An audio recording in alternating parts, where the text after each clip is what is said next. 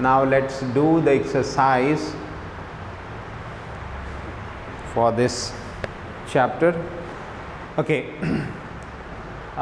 Exercise है, exercise में sentence number 1 है, if my manager will approve.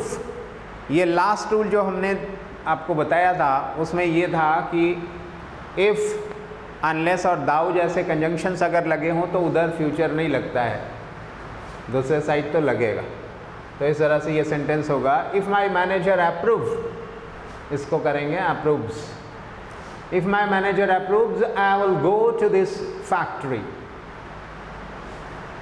The poor is miserable.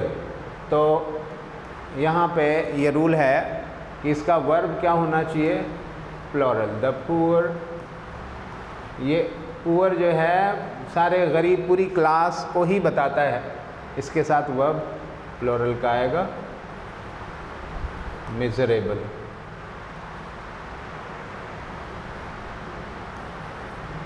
Next, many a man.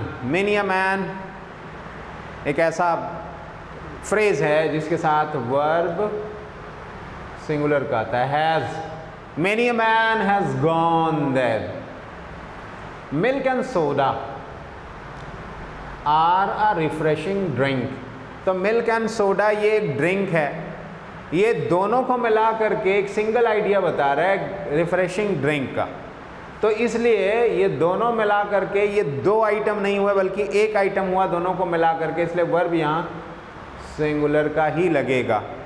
तो ये rule में आपको मैंने बताया था कि जब एक ही आइडिया को दो चीज़ें मिल करके बना करके, या दो से ज़्यादा भी हों, मिला करके बताते हैं तो उसके साथ में वर्ब सिंगुलर का ही आता है। जैसे bread and butter is a good breakfast. अब ब्रेड एंड बटर को आर नहीं करेंगे क्योंकि वो ब्रेकफास्ट के लिए यूज़ किया।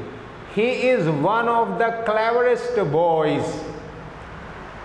He is one of the cleverest boys that have passed through the school.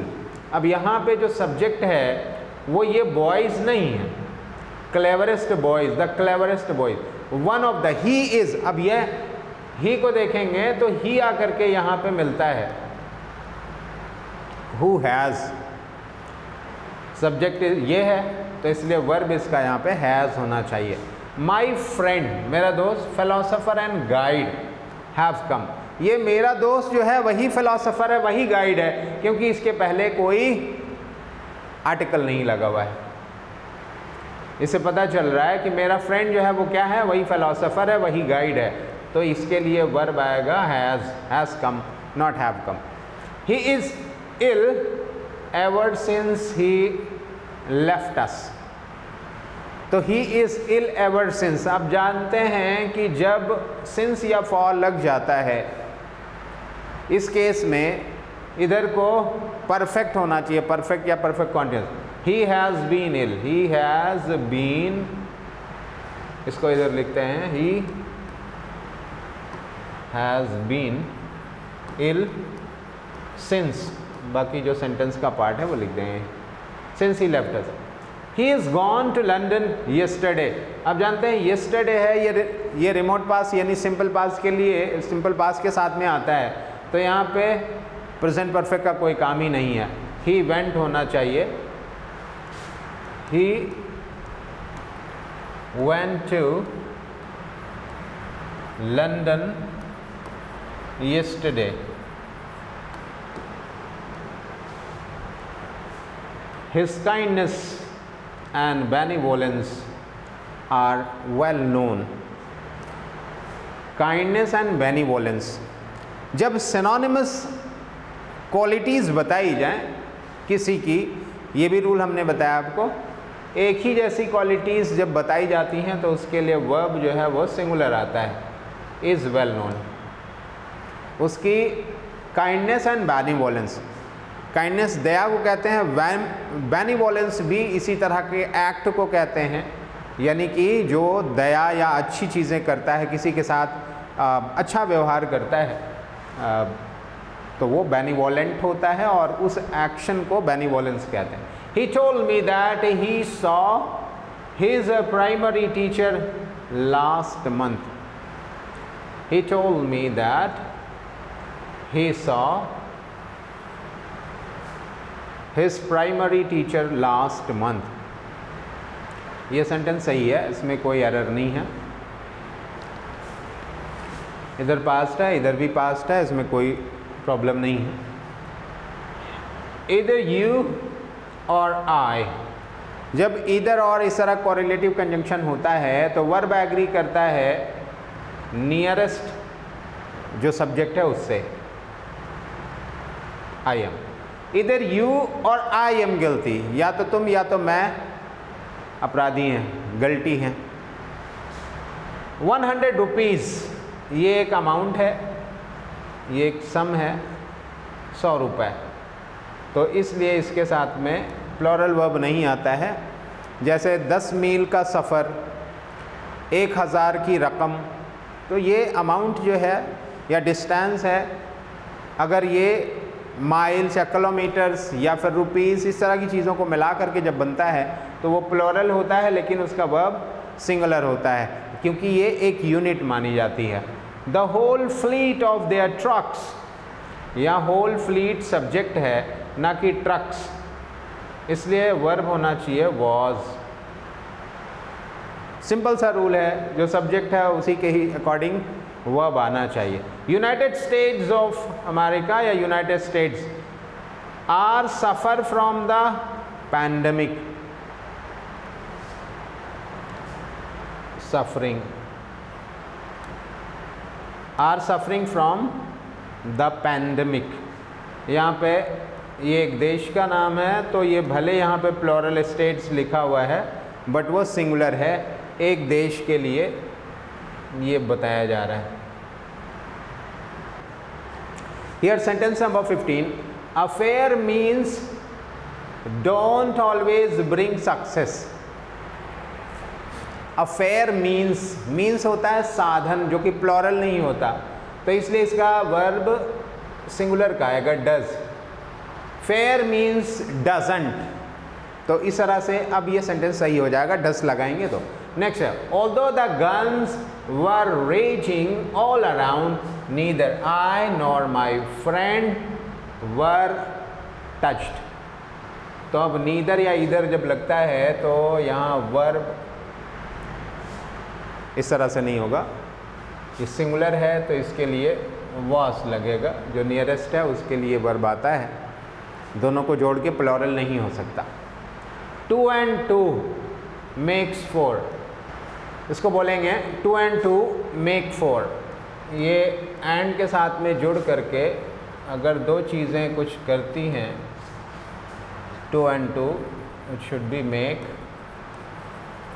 4। Neither the teacher nor the students have come, तो नियरेस्ट जो है वो स्टूडेंट्स हैं, इसलिए यहाँ पे होना चाहिए have come। Okay, sentence number 19, I will be drowned, nobody shall save me। अब यहाँ पे पैसिव वॉइस में यूज़ किया गया, इसका पैसिव का कोई काम नहीं है। आई विल ड्रोन, ये हालांकि डिटर्मिनेशन दिखाता है तो इसलिए आई के साथ में बिल को यूज़ किया गया, लेकिन यहाँ पे बी और ड्रोन्ड का कोई काम नहीं है, यानी कि पैसिव वॉइस को यूज़ करने की कोई ज़रूरत नहीं। The majority are opposed to this proposal, majority जो है ये सिंगुलर सब्जेक्ट माना जाता है, इसलिए इसके साथ ईज होगा। मीजल्स ये एक बीमारी है और इसलिए ये सिंगुलर है। Has been prevalent in the locality, फैली हुई है क्षेत्र में। इधर जैक और जॉनसन हैव, तो यहाँ पे इसके साथ वर्ब सिंगुलर आता है। अगर इधर और के साथ में दो सब्जेक्ट को जोड़ते हैं सिंगुलर को तो वो प्लूरल नहीं बनता है, इसलिए वर्ब यहाँ सिंगुलर आएगा। He works hard that he might finish it quickly, he works hard so that यहाँ होना चाहिए, दैट अकेले गलत है, ताकि करेक्ट कंजंक्शन इसका सो दैट होना चाहिए। I would do this if I was allowed, अब यहाँ पे I would do this if I was allowed, आपने देखा यहाँ हाइपोथेटिकल है और वर्ब इसके साथ में प्लूरल आता है। इफ़ आई वर अलाउड, अगर मुझे ये इजाज़त मिल जाती तो मैं इसको कर देता। पर where are you coming from, where are you coming, ये गलत तरीका होता है लिखने का। Where are you coming from, तो ये प्रपोजिशन जो है, प्रपोजिशन को लास्ट में ले जाके रखेंगे यहाँ पे, क्वेश्चन वर्ड पहले आ जाएगा। There were a dozen of schools in this town, there were a dozen, a dozen, a dozen किसका, स्कूल्स का, तो स्कूल यहाँ सब्जेक्ट नहीं है, अ डजन को सब्जेक्ट मानेंगे और यहाँ पे इसको वॉज कर देंगे, was, there was. When you are going to leave college, when you are going, ये करेक्ट ऑर्डर नहीं है इंट्रोगेटिव सेंटेंस बनाने के लिए, होना चाहिए when are you, ये करेक्ट ऑर्डर है। आगे जो है सेंटेंस लिख देंगे, यानी इसको यू के पहले वर्ब को रखेंगे तब ये करेक्ट होगा। The manager and secretary, the manager and the secretary होता तो दो लोग होते हैं, यहाँ पे द मैनेजर एंड सेक्रेटरी का मतलब एक ही आदमी दोनों का रोल प्ले करते हैं, यानी दोनों पोस्ट जो है वो एक ही इंसान के पास है। The manager and secretary is यहाँ पे, अब ये सही होगा, इज इन द ऑफिस। ही और आई इज गिल्टी, तो यहाँ पे और के साथ जुड़ा होने पे ये दोनों को जो नियरेस्ट होता है उसका वर्ब ले आते हैं। ही और आई am guilty, is ही के लिए आता है जो यहाँ पे नहीं हो सकता। Every teacher and every student were absent, जब every से जोड़ दिया जाए, every किसी नाउन के पहले लगाया जाए, and से जोड़ दिया जाए तो उसका वर्ब सिंगुलर ही आएगा। ये रूल मैंने आपको बताया हुआ है। Was absent not were absent। Every teacher and every student was absent. The train started before he reached the station. Train started before he reached the station. तो इस एक्शन के पहले ये एक्शन हुआ है तो इसको पास्ट में, पास्ट परफेक्ट में होना चाहिए। The train had started, इसको बोलेंगे The train had started. The train had started before he reached the station. He has written this letter yesterday. Yesterday लग गया तो इधर पास्ट प्रेजेंट परफेक्ट नहीं होगा, इसको सिंपल पास्ट रखेंगे। wrote, he wrote, W-R-O-T-E. He wrote this letter yesterday. Kindly tell me where can I meet him. Kindly tell me where can I meet him. कृपया करके मुझे बताइए जहाँ मैं उसे मिल सकता हूँ। तो यहाँ पे ये क्वेश्चन नहीं होगा, यहाँ पे आई पहले करेंगे।